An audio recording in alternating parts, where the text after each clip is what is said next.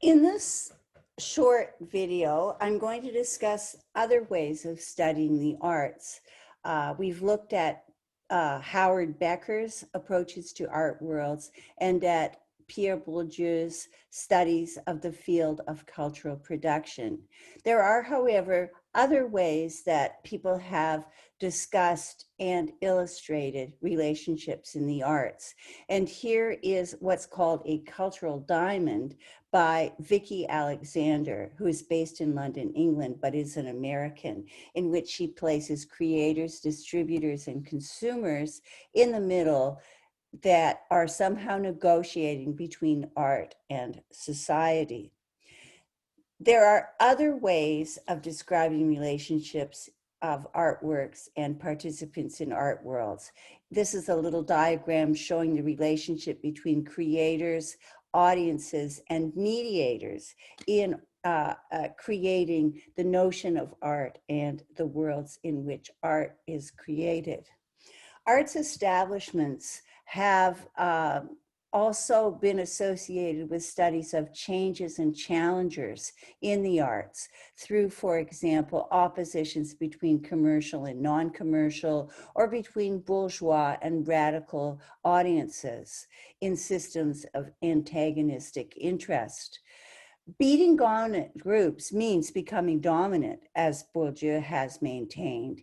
And one example is the transformation of artworks from lowbrow to highbrow audiences, as on the reception of Shakespeare in the USA, in a book that was published by Lawrence Levine, who discusses how Shakespeare was initially performed for lowbrow or not very well-educated audiences in the US, and then gradually adopted by more highbrow or more cultural audiences with more cultural status, so that publics and fans play a role sometimes in the recognition of some types of activity and their consideration as art.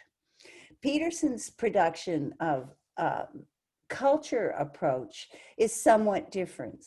Peterson was, he was called Pete for short, was based at Vanderbilt University in Nashville, and he studied country and Western music and was actually the agent of a band of country and Western musicians.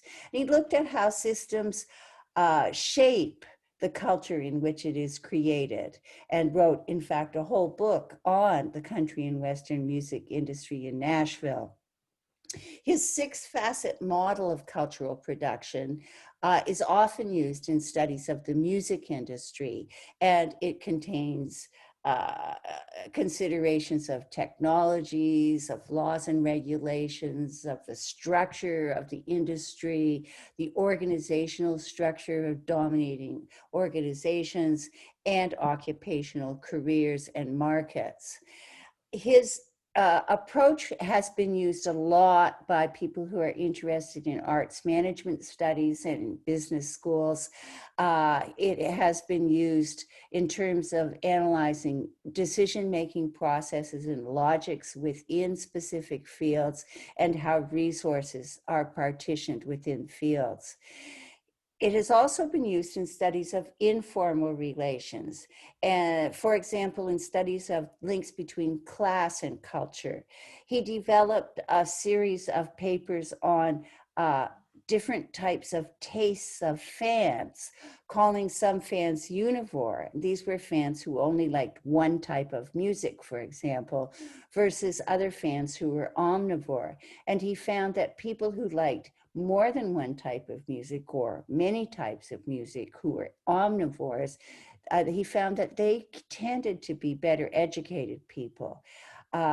So he looked at resistance and appropriation of different art forms by different publics, but he also looked at how industries fabricated authenticity and created myths about practices such as dress codes for country and Western musicians.